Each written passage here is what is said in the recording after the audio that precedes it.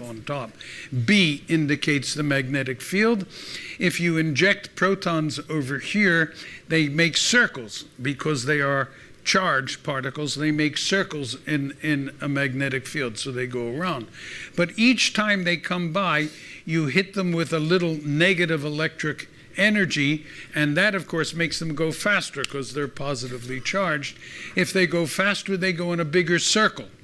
And you keep doing that until they come out at much higher energy. So this is just a machine for making high energy. We don't need to worry about how it works. Eventually, in the beginning, he was all for the use of plutonium for a bomb project because he did not understand or did not believe you could separate the isotopes of U-235 from uranium-238. But eventually he came to realize that this machine, his machine, would separate these things, and that made a big difference. His ideal situation was to have a goal in mind. The analogy of a bull in a china shop is not unlike Ernest Lawrence. I spent the first few years of my graduate education working at Cal Berkeley on the biggest machine he ever built, and on a very peaceful experiment. Had nothing to do with weapons. And it was a wonderful time, especially the girls in California were very nice.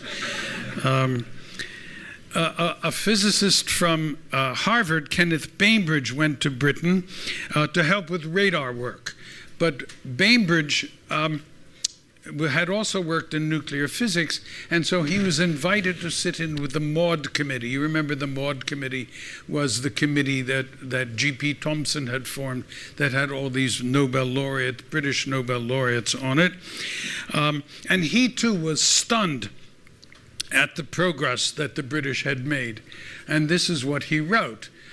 They knew what to do. 3 years, and you could have a bomb. The U.S., of course, was not in the war in early 1941, but it was clear to everyone that war was coming. Now, the U.S. is a big country, of course, with big resources and much bigger and stronger than Germany or the United Kingdom. And I like to give the analogy of it as a large physical object. Big physical objects have a lot of inertia. It takes a lot of force, energy to get them moving. Once they're moving, they have a lot of momentum. And this was very true about the United States. Extra urgency was added to all the efforts in all countries on June 22nd in 1941, when Hitler launched Operation Barbarossa and invaded the Soviet Union. During this time, Segre and Seaborg in Berkeley had isolated enough of this new element, plutonium, to test out its fission possibilities, which turned out to be very high. In fact, they are higher than uranium-235. And every country in the world who can make plutonium does make it for nuclear weapons. Now, it's better, as it were. In the meantime, the U.S. learned from the Maud Committee that separating the isotopes really did look possible. By July of 1941, the British sent a report with these three conclusions. They sent this to the United States, and it could be decisive in the war, and it continued, and we should continue the British in collaboration.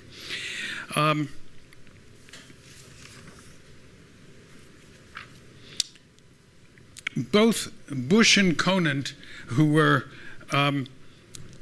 had contact with the United Kingdom, understood that a major push from the U.S. Was a necessary thing to do. In Germany, meanwhile, work continued. And I want to just add a story about one of the most amazing human beings I know of. He was a strong anti-Nazi who eventually was forced to work for the German war effort, of course, very reluctantly. The pressure on him, as we will see, was considerable and obvious. His name was Fritz Houtermans. I don't know if any of you have ever heard of Fritz Houterman. He was a great genius. He had a Jewish mother, and he was a long-time member of the German Communist Party. In the 1920s, while he was working at Göttingen, he's the first person on Earth to figure out what made the sun shine, the fusion reaction that works inside the sun. And the story is told about him that he was out walking one night with his girlfriend Charlotte Riefenstahl, who was not in any way related to the Nazi propagandist Leni Riefenstahl, but she was his first and third of his 4 wives. And it happens. So they're walking hand in hand. She looks up and looks at the stars and says, "Oh, how beautiful the stars are." And his reply is, "Yes, and you were holding hands with the only man on earth who knows what makes them shine." They were married and emigrated to the Soviet Union in 1933 when Hitler became chancellor. However, he fell into disrepute in one of Stalin's purges and was arrested and refused to talk and give any information about anything he knew because his wife and new child, he was hoping they would escape, which they managed to do, and got to Denmark and then to the United States, which he did not know. So he refused to talk. Meanwhile, he was tortured, all of his teeth were knocked out, and he was put into solitary confinement for months on end.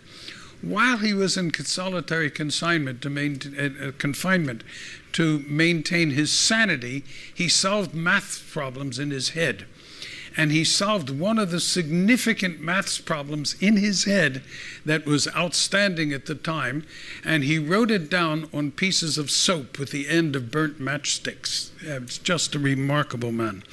Well, then in 1939, there was the Molotov and Ribbentrop Pact and peace, so-called, between the Soviet Union and Germany.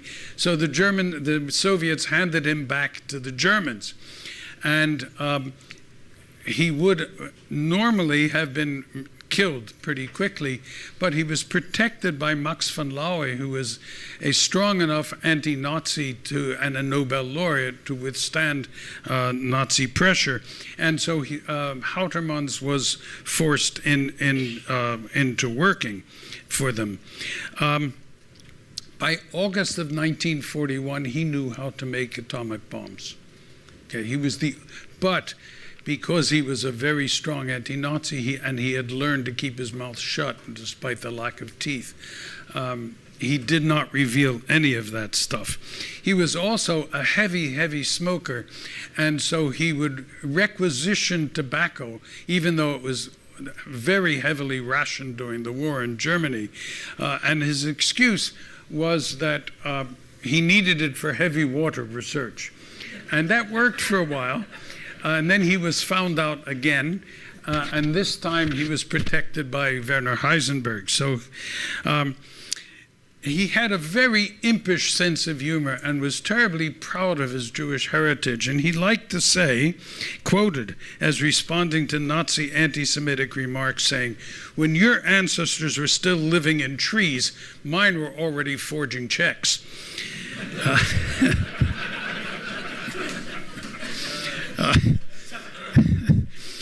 But on a trip to Zurich, Switzerland, to go to a meeting, he sent a telegram to Eugene Wigner in the US saying, "Hurry up, we are on the track."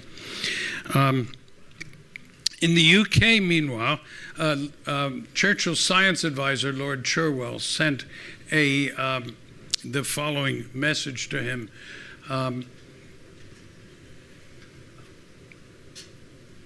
10-to-1 on success within 2 years. Well, took a little bit longer, but it did work. The crucial the crucial push to get the Americans moving came actually from Mark Oliphant, the head of physics at Birmingham, to whom I've referred a few times. He flew to the U.S. in August 41. He visited Lyman Briggs, the head of this uranium committee, only to learn that what he called this inarticulate and unimpressive man had put the Maud Committee report, which had been sent to him, in his safe and had not shown it to any members of his committee. That action delayed the bomb by 6 to 8 months, meaning that it could not be used to end the war in Germany, and probably cost the lives of tens of thousands of people. In late 1944, when the bomb could have been ready, Hitler was in a bunker in East Prussia, far from any civilians. And had the bomb been dropped on that bunker at that time, the war would have been over 8 months before it actually was.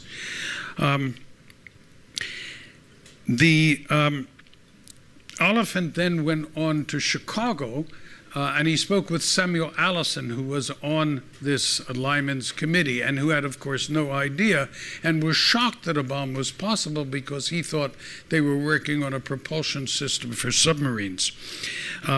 Then Oliphant flew out to Berkeley to talk to Ernest Lawrence, because he knew that Lawrence was a dynamic person.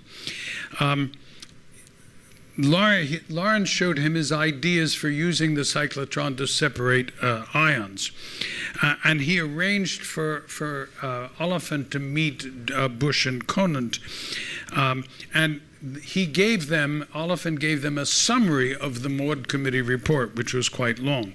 He also spoke with Fermi, and he had meetings with the National Academy of Sciences. Then Bush and Conant then wrote, the chain reaction would take place through the direct action of fast neutrons, the original idea of Otto Frisch. This information, so far as I know, was not available in this country till after the National Academy of Sciences had sent in its second report. I think it should be given serious consideration.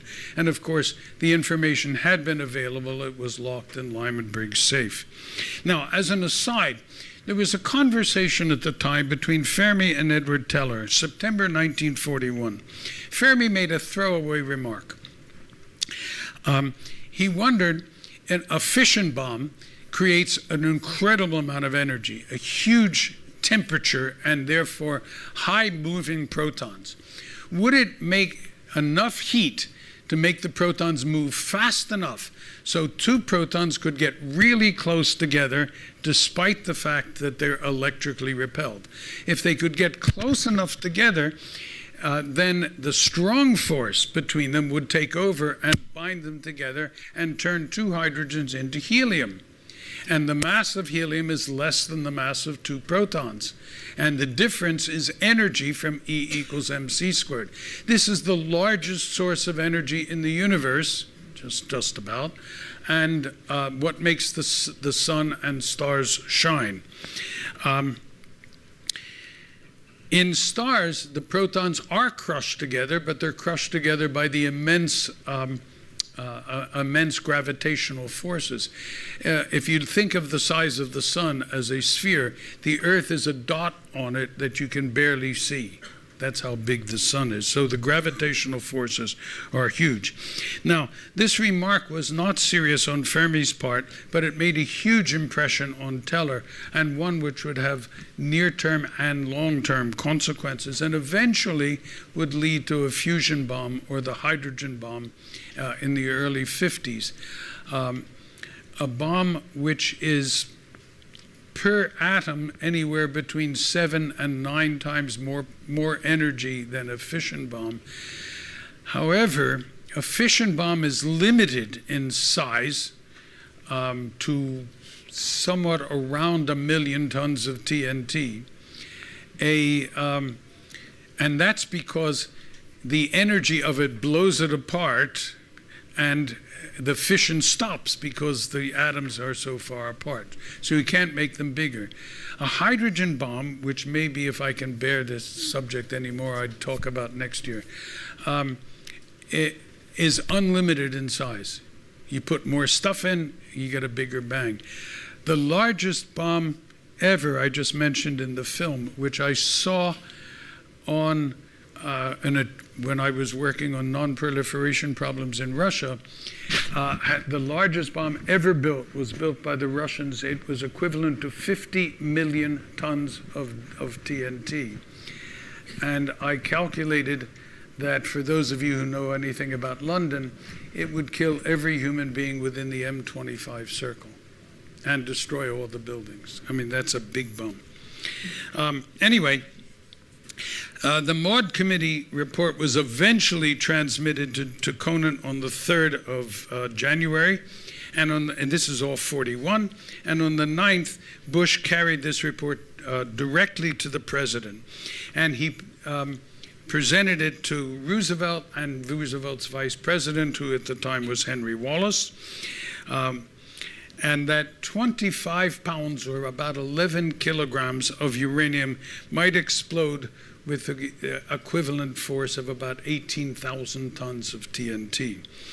That the uranium could come from Canada or from the Congo, that a vast industrial plant would be needed to separate out the isotopes of uranium, something which would cost several times the cost of a major oil refinery, that the British estimated that the first bombs could be ready by the end of 1944, and that a plant could produce no more than 2 to 3 bombs a month. And he based all of this on laboratory investigations and could not guarantee a positive result. Roosevelt formed yet another committee, this time with himself, with Henry Wallace, with Henry Stimson, the Secretary of War at the time, whom I will talk about later, George Marshall, the head of the Army, who is responsible, of course, for the Marshall Plan after the war, and with Bush and Conant. You notice there are no physicists and only one chemist on that.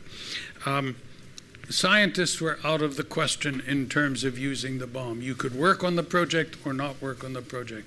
There's a lot of discussion, which we'll have on Friday and Saturday, about whether scientists have any more right to discuss the ethical problems of use of this or not. Given that most people knew what the Nazis were capable of and the quality of Nazi scientists, most people were quite keen to join. Arthur Compton at Chicago was now the scientific head of the project.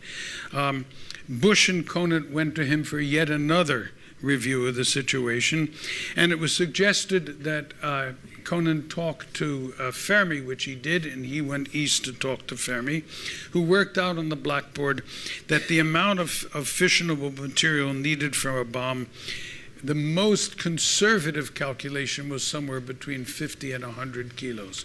That's not much because it's very dense stuff. And of course, the problem was separating isotopes. Harold Urey, who was a chemist also at Columbia and had won the Nobel Prize in Chemistry for the discovery of deuterium, the isotope of hydrogen, was called on to discuss the separation of isotopes. And he pointed out, as I've mentioned before, that you cannot do this chemically.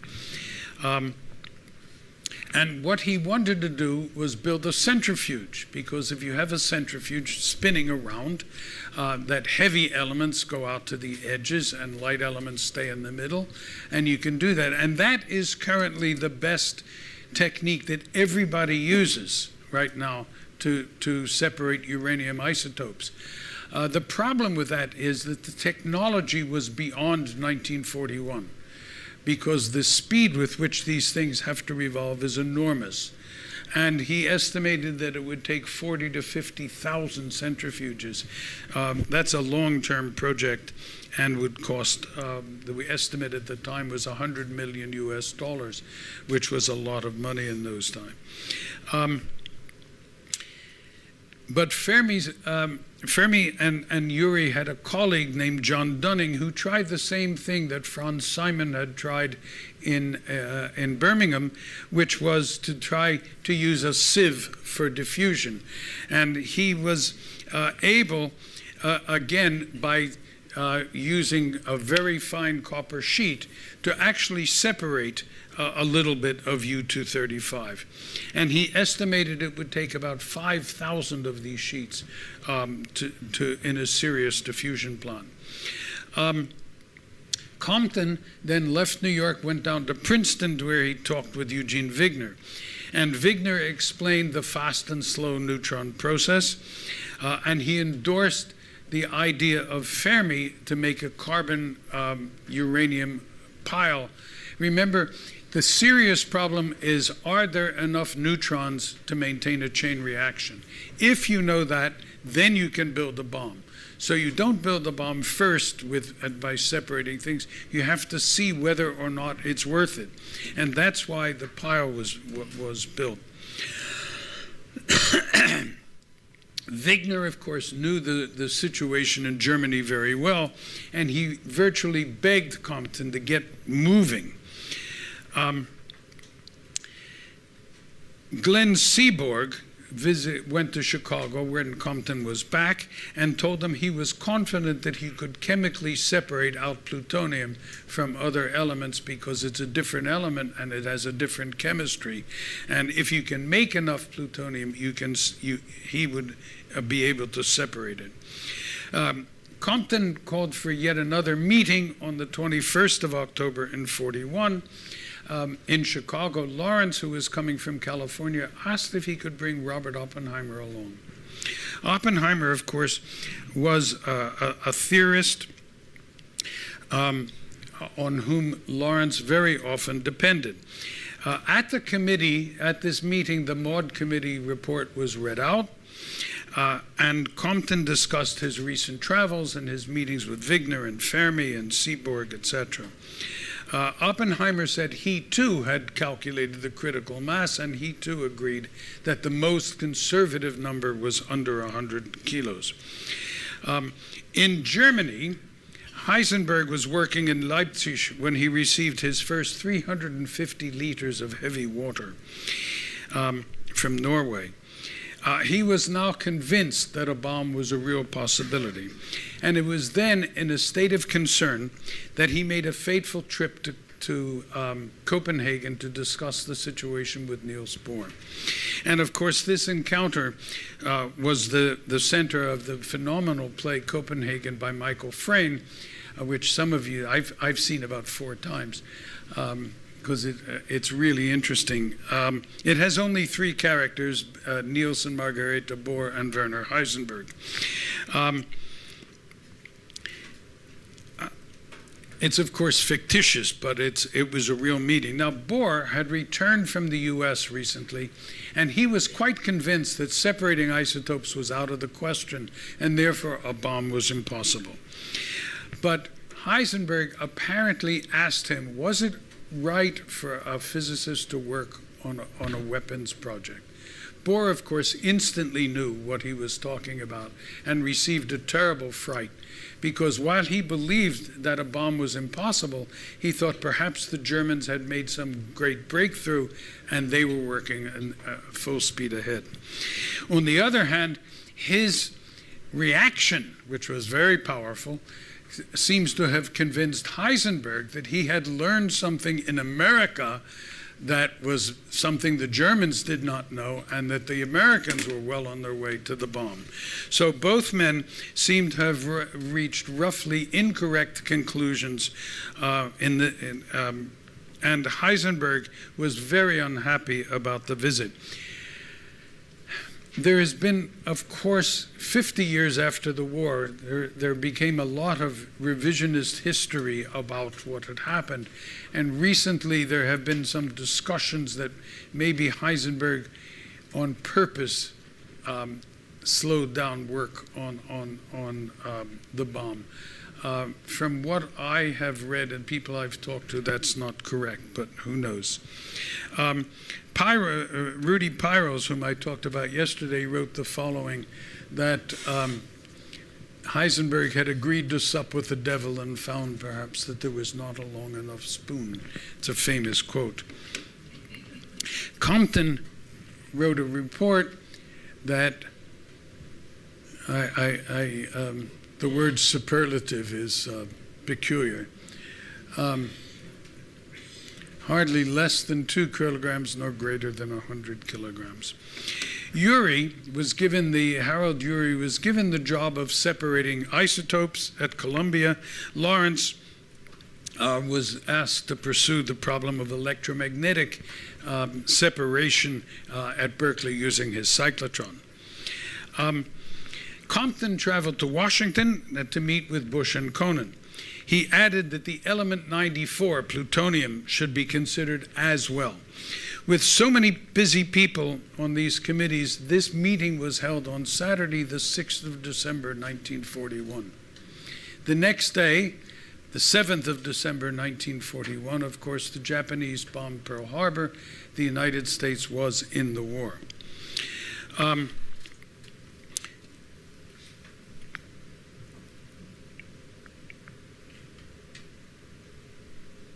Fermi had decided to build a pile using slow neutrons with unseparated uranium-238 because there's a small amount of 235 in that, 0.7%, and that could react with the incoming neutrons, and you could see how many neutrons would come out of that fission. And if it was greater than 1, then you could make a bomb. So that was the project that then was asked.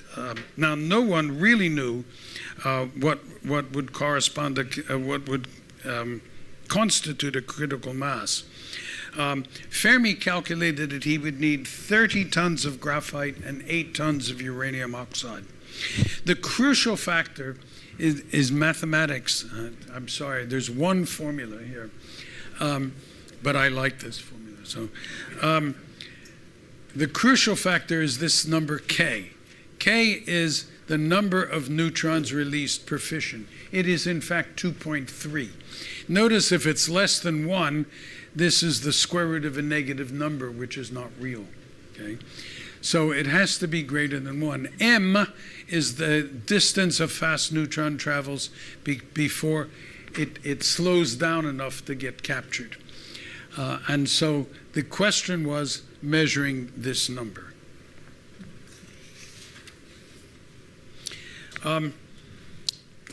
Compton's domain now stretched from Berkeley to Chicago to New York to Washington, etc., to Princeton, and that's not a sustainable situation. People needed to be together, they needed to talk.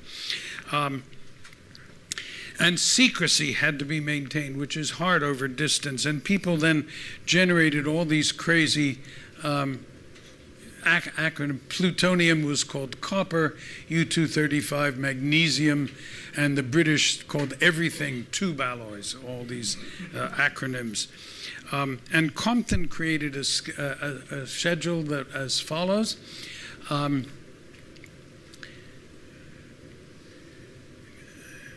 Copper in usable quantities by the end of December. This is not far wrong. Okay? We'll see that there were delays to this, and of course the bomb was not ready until the middle of 45, long after the war with Germany had ended. But it quickly became apparent that having spread out all over the country was useless, and so Compton made the decision that everything was going to be done at Chicago, and everybody had to move to Chicago. Fermi, of course, agreed right away. Mrs. Fermi was not so happy because she had a lovely house in a lovely suburb in New Jersey and wasn't so happy to move to a city where it can get quite cold. And the Fermis in particular, I mean, the U.S. was now at war with Italy, and Fermi was an Italian citizen. He was therefore technically an enemy alien. Nonetheless, he was in charge because he was indispensable. Germany, meanwhile, was busily taking advantage of its 2-year head start on the United States. However, the winter of 41-42, when the Germans were in Russia, marked a turning point. Hitler, for example, was learning what the word winter meant in Russia. His troops were not well equipped for minus 35 temperatures, whereas the Russian troops, who largely were these poor souls out of Siberia, were better clothed and better fed and quite used to horrible weather. The strictures of war on the Nazi regime led them to make any possible research that they were doing or any industrial effort something that was critical to the war effort, not something that might have an effect. And that mattered.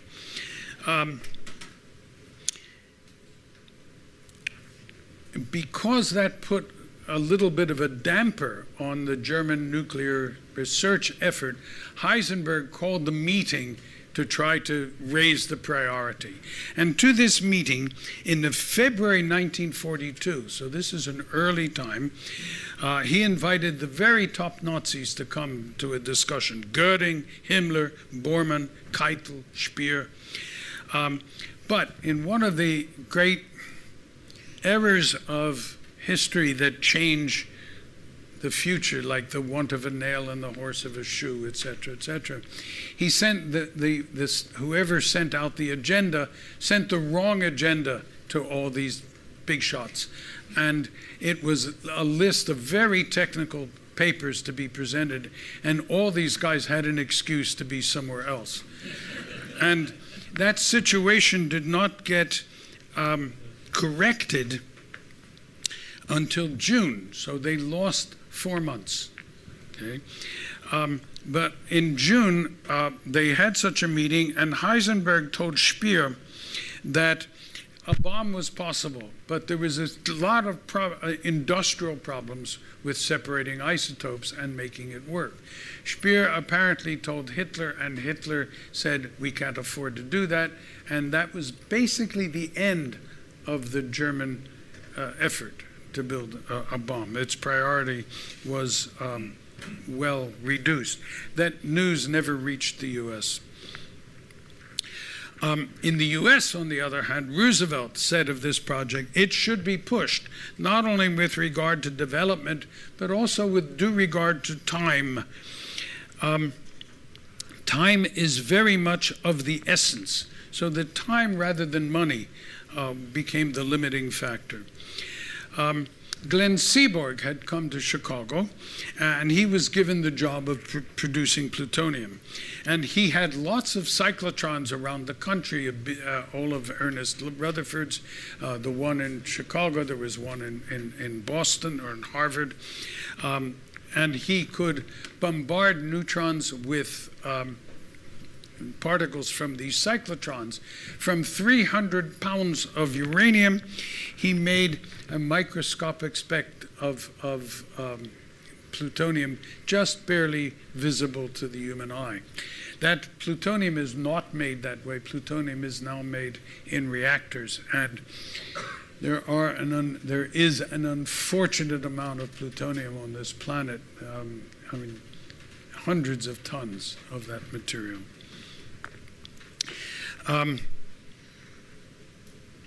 Oppenheimer gathered a group of theoretical physicists to Berkeley for a summer 1942 workshop. And they were quickly convinced that constructing a nuclear bomb was a straightforward problem. Obvious. It's obviously going to work. Physicists love that term. What attracted them instead, particularly Teller, was the question of the fusion bomb, now something we call the hydrogen bomb, which Teller called the super. They knew that the ordinary bomb, bad enough, needed experiments rather than theoretical work. And they all believed that the Germans, with their head start, were working at full speed on this.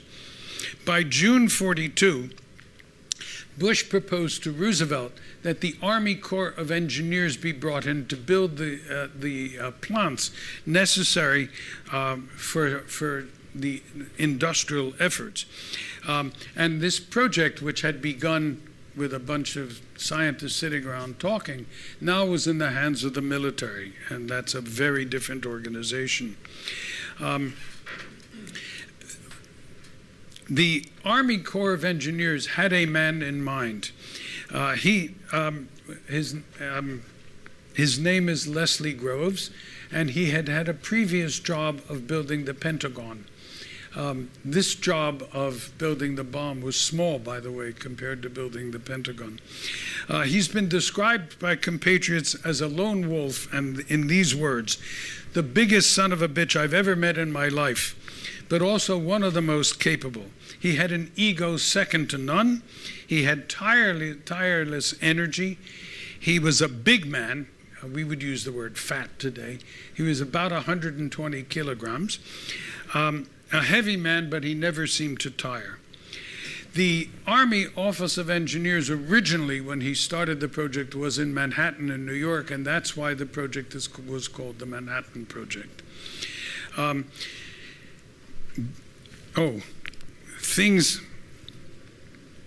There is you can see things are getting, there's the president, there's Henry Stimson, there's Groves.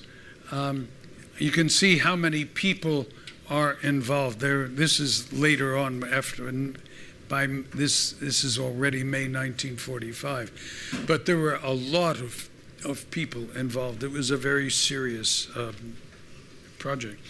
Groves discovered that a rich source of pitchblende, which is the ore which contains uranium oxide, had been shipped to the U.S. from the Belgian Congo in 1940, and it was done, of course, to keep it out of the hands of the Nazis, and this even before their invasion of Belgium.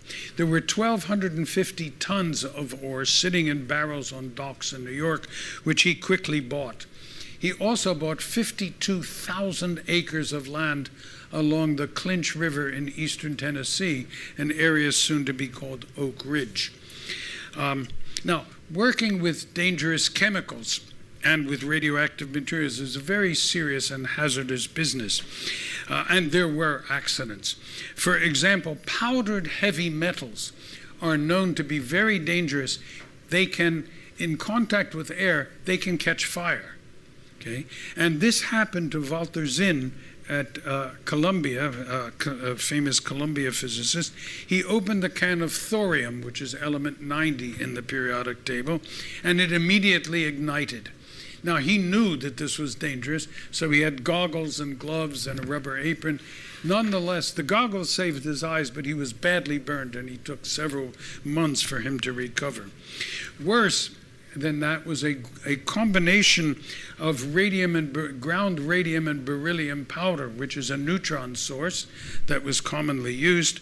And the radium, of course, gives off alpha particles. The alpha particles hit the beryllium atoms and knock a neutron out. Fermi and his student Herbert Anderson were heating this mixture to get this powder, to get the moisture out of it. And they put it on a hot plate in a room. They were outside, and when they peeked in, the room was filled with smoke. And so they rushed in, turned the thing off, the hot plate off, rushed back out, and several years later, Anderson was diagnosed with a very rare disease called berylliosis, which was due to the deposit of beryllium atoms in his lungs. He had to have a lung removed, and he had trouble breathing and walking for the rest of his life. I knew him in Chicago in 1966 and 67, and he was in very bad shape. Even worse was the cancer that killed Enrico Fermi in 1954, and lots of other physicists who had worked with radiation in the early days. Starting in May 42, Fermi and co-workers began building a pile in the squash court under the stands at Stagg Field at the University of Chicago. Stagg Field is the former football stadium of the university, and I worked there at the university 25 years later. And I had great respect for the University of Chicago because it is the only place in the United States of America where they tore down a football stadium to build a library. I thought that was a tremendously positive event. Generally, at every university in the U.S., the football coach is paid 10 times the salary of any professor, sometimes more than 10 times.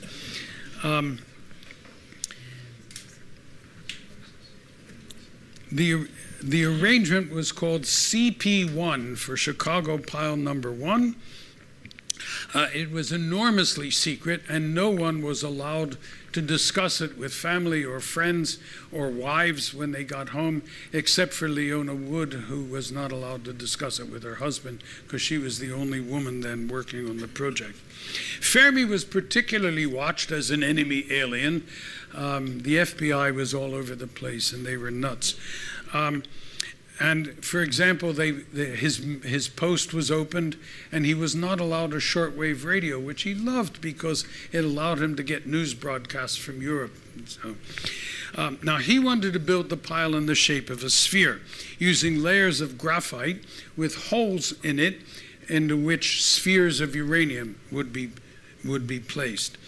The uranium fissions. It emits a neutron of high energy or fast neutron, but then this neutron bounces off carbon atoms and slows down, losing energy in each collision until it gets captured by another nucleus, the uranium nucleus, and then emits, he hoped, more than one neutron. That's what he was trying to find.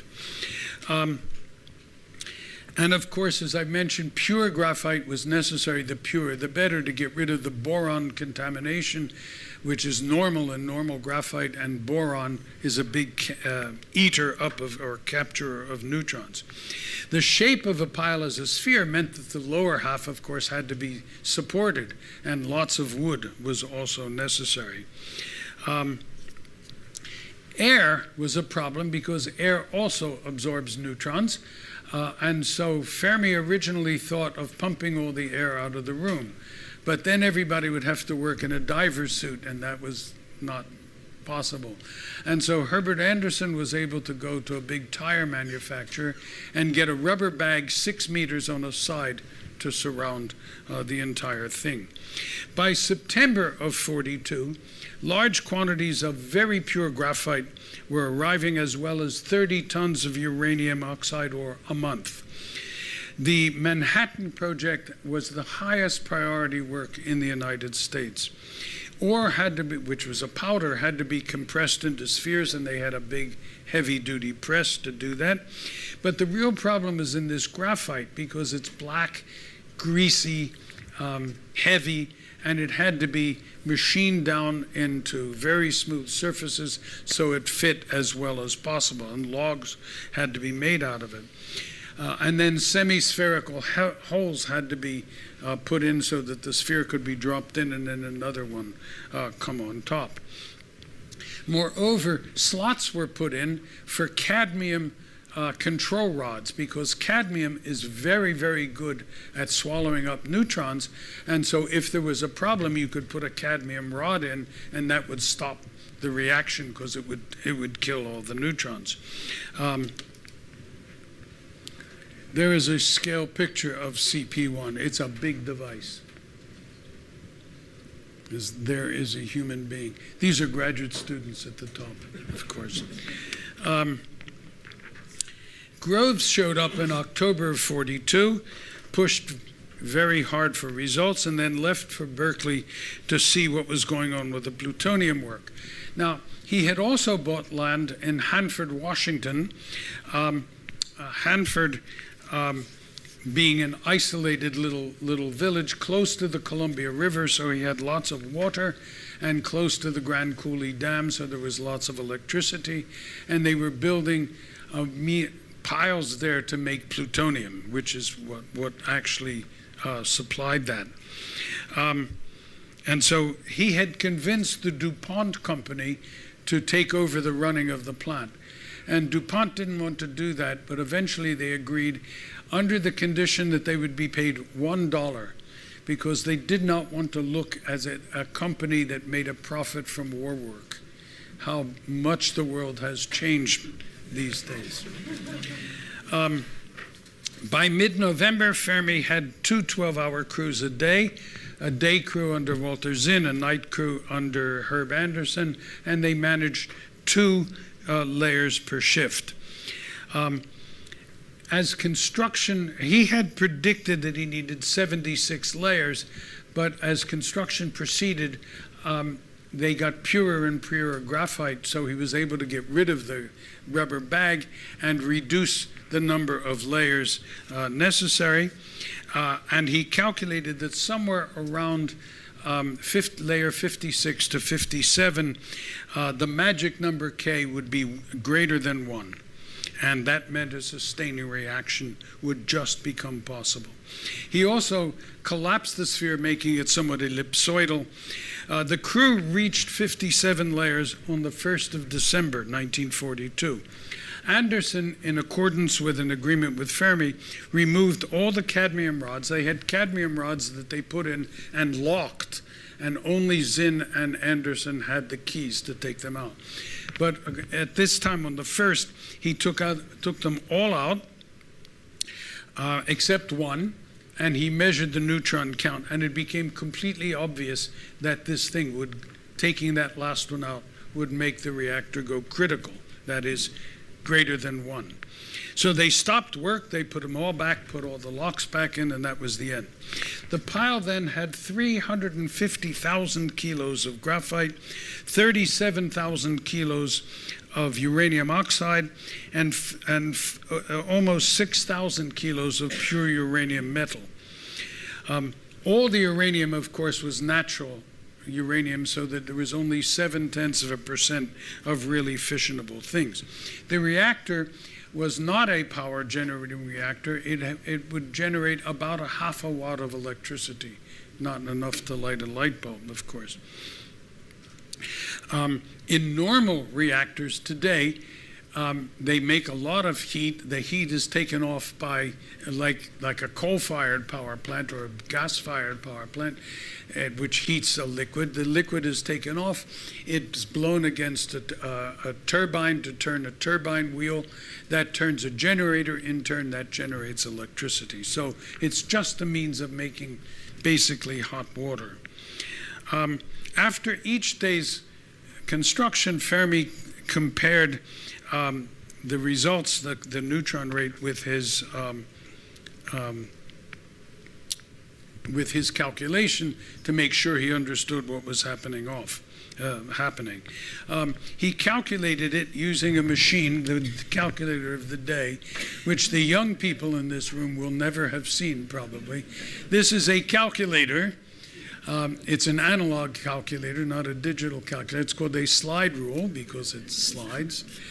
This was mine, bought when I was about 14, so it's very old. And it's wonderful. I still use it on rare occasion.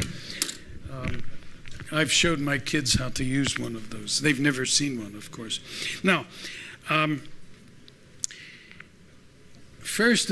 morning of the 2nd of December in Chicago was very cold. The temperature was minus 18 degrees, and I have been in Chicago on days like that.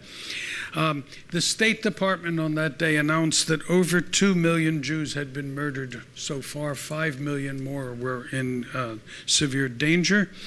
The Americans had landed troops in Algeria. Montgomery was fighting in Egypt. Rommel was planning counterattacks on both directions. The U.S. Marines were fighting the first of bloody battles, island battles on Guadalcanal. And in Chicago, Fermi was getting ready. He was not only a brilliant physicist, but he was a hell of a showman as well. He had arranged for the neutron counter to be hooked up to a device that clicked, so you could hear the as the neutrons were there. He also had a balcony in which most people, the big shots, were all staying, and he had a chart recorder showing the neutron rate as it increased and increased. He took lots of precautions. Not only did he have all these cadmium rods, but he had 2 zip rods that were cadmium, one with an electric switch to drop, one tied with a rope, and he had a graduate student on top with an axe to cut the rope. He had 3 graduate students on top with big buckets of cadmium sulfide to pour over the pile if necessary. All rubbish, because he knew it was going to work. So he ordered all the rods pulled out except one, and he checked the numbers for the night before. And he then said, take the last rod out 4 centimeters. Okay? And they did that, and he did all those calculations with his little machine. And the neutron count every time went up and then stopped and leveled off. At 11:30, he was ready. He said, I'm hungry, it's time for lunch. So all the rods were put back in and locked, and everybody went off for lunch. And they came back at 2:30 and repeated, took all the rods out. And then at the crucial moment came, he told Walter Zinn, who was on top, pull the last rod out 30 more centimeters. And he announced to people that this will do it, that the chart recorder will not level off, it'll just keep going up. The pile will be critical. The number K will exceed 1. The clicking, of course, became a roar as the count rate went up. And so they was eventually switched off, and the chart recorder was banging up against the top, so the scale had to be changed all the time. He waited about 2.5 minutes and then said, put back all the zip rods. And the pile stopped, of course. The controlled release of atomic energy had, in fact, been achieved, and the world was a different place. Eugene Wigner, who was there, wrote of his emotions at the time. For a long time that we would unlock a giant, but now we had actually done it. We felt that we had done something which we knew would have far-reaching consequences, but we could not foresee what they would be. He managed to find a bottle of Italian Chianti, which was very rare because you couldn't import anything from Italy. And Al Wattenberg, a physicist I knew from Illinois, had it signed by everybody. There's Walter Zinn, there's Enrico Fermi. Everybody there signed the bottle. This is in some famous museum now, I'm not sure where. Compton, who was there, called James Conant in Washington and recorded the conversation. He said, Jim, you'll be interested to know that, I have the words here on the slide. You'll be interested to know that the Italian navigator landed in the New World. The Earth was not as large as estimated. In other words, the pile had 57 layers, and he arrived sooner than he expected. Were the natives friendly? It worked. Okay. On the 2nd of December in 1967 was the 25th anniversary of this event, and there was a ceremony at the University of Chicago. A statue by Henry Moore was unveiled by Laura Fermi, who was then Enrico's widow. He had died in 54 at the age of 53 years old. And these days, when help for terminally ill patients is openly discussed, Fermi was really famous for asking why the hell he had to suffer so much. He said, they treat dogs better than they treat me. The statue is a very brutal reminder, I think, of what nuclear weapons can in fact do. There were lots of veterans of the Manhattan Project there, and a lot of Nobel laureates and a lot of distinguished physicists, and pieces of the original carbon block were cut up, encased in plastic, and distributed to all of them. But there were pieces left over, and I was a young postdoc at the university and friends with the secretaries, so I got a piece. And it's one of my most treasured possessions. It says, graphite from CP1 the first nuclear reactor, December 2, 1942, Stagg Field, the University of Chicago. I'm going to put this away so nobody can swipe it.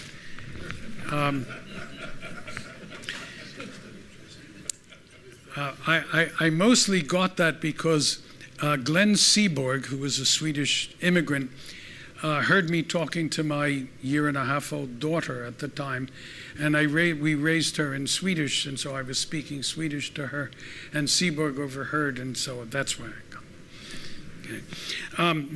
Okay. What bothered Groves was that all the work that had gone on was theoretical. It was, yes, this works, yes, we can do this, yes, etc. Lots of talk. But everybody was telling Groves, it's just a matter of detail in a few months. But he was a very practical guy, and he did not put much faith in that. Of theory, there was a great deal, he said.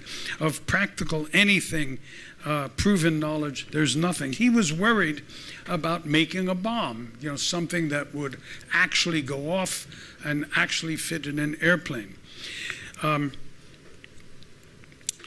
The actual bomb was called in those days Project Y, and he was looking first for somebody to run Project Y, and secondly for a place to put it. And Oppenheimer's group at Berkeley had been able to make all these guesses about bomb yields, but not on detonation or size or anything. Groves couldn't think of anybody better qualified than Oppenheimer to run the project. And he wanted him. But there were security problems with Oppenheimer, and they never went away, but he wanted them in any case. And I want to just talk about Robert Oppenheimer for a few minutes. He had a very youthful appearance, and he was an extremely sensitive man. He was a chain smoker, something which eventually helped kill him. He drank too much, he ate too little. He took a great delight in highly spiced foods, which made his dinner companions generally very unhappy. He was considered dashing and by some women rather handsome. He certainly was extremely chivalrous and attentive. Men could either be amused or antagonized by him, depending. He was considered the fastest thinker of anyone around and had an iron memory. But he also had a tendency to make people feel stupid or foolish. So that really brilliant people like Hans Bethe, who was the head of the theory group at Los Alamos and was very much the equal of Oppenheimer, just was amused by him. Ernest Lawrence, who was considered by Oppenheimer just an ordinary experimentalist, was greatly insulted, but he needed Oppenheimer, and so he tolerated him. Oppenheimer knew of these faults, he didn't change them. In the 1930s, both of Oppenheimer's parents had died, and before this had happened, he was largely divorced from contemporary events, even in the 30s. He read widely classics, poetry, plays, along with other parts of science. He studied and could read Sanskrit, and he spoke most European languages.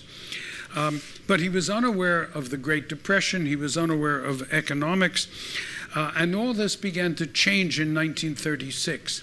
He had Jewish relatives in Germany, and they were in danger. He managed to get them out, but he certainly became aware of the fate of people there.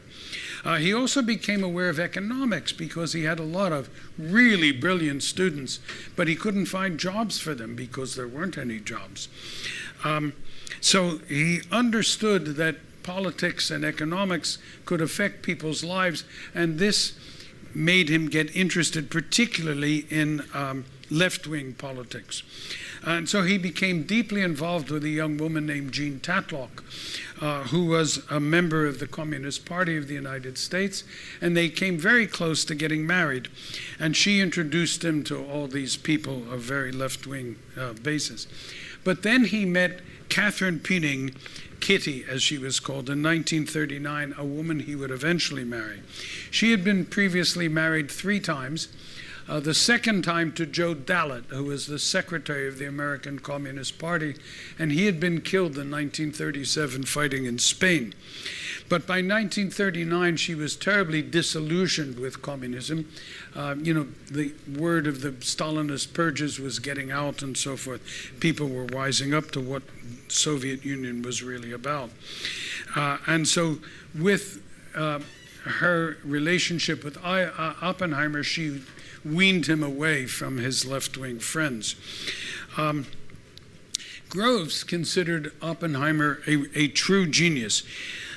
He found only one subject on which Oppenheimer was not an expert and could not discourse, and that was sport.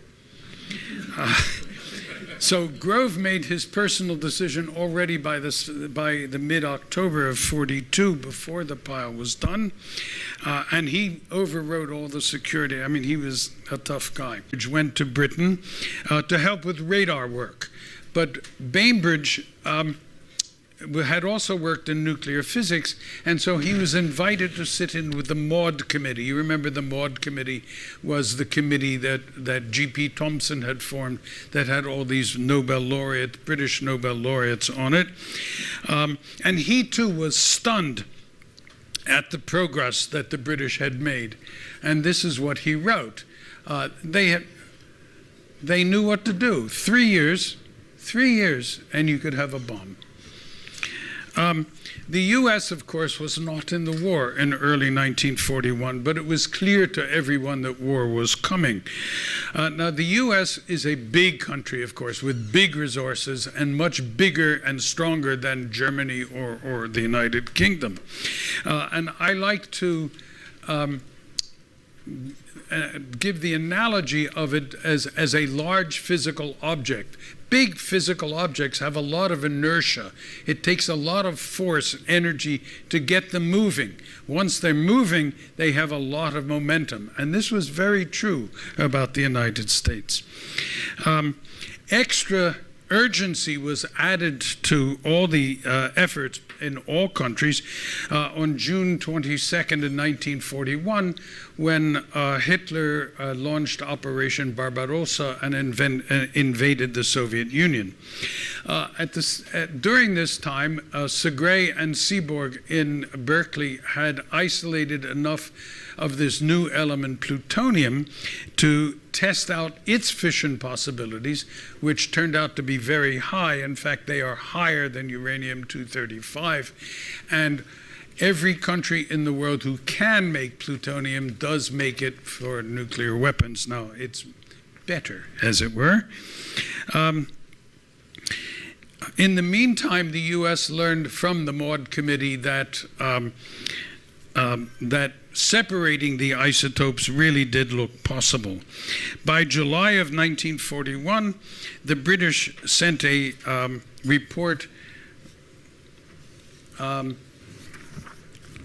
with these three conclusions. They sent this to the United States, and it could be decisive in the war, and it continued, and we should continue the British in collaboration.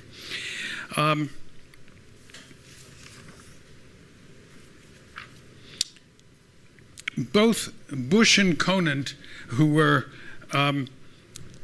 had contact with the United Kingdom, understood that a major push from the U.S.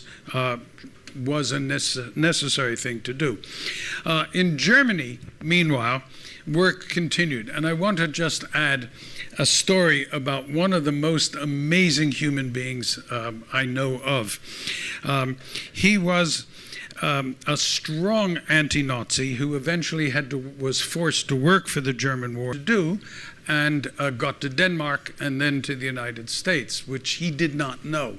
So he refused to talk. Meanwhile, he was tortured. All of his teeth were knocked out, and he was put into solitary confinement for months on end.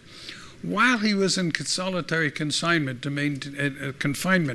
to maintain his sanity, he solved math problems in his head. and he solved one of the significant maths problems in his head that was outstanding at the time, and he wrote it down on pieces of soap with the end of burnt matchsticks. It's just a remarkable man. Well, then in 1939, there was the Molotov and Ribbentrop Pact and peace, so-called, between the Soviet Union and Germany. So the Soviets handed him back to the Germans.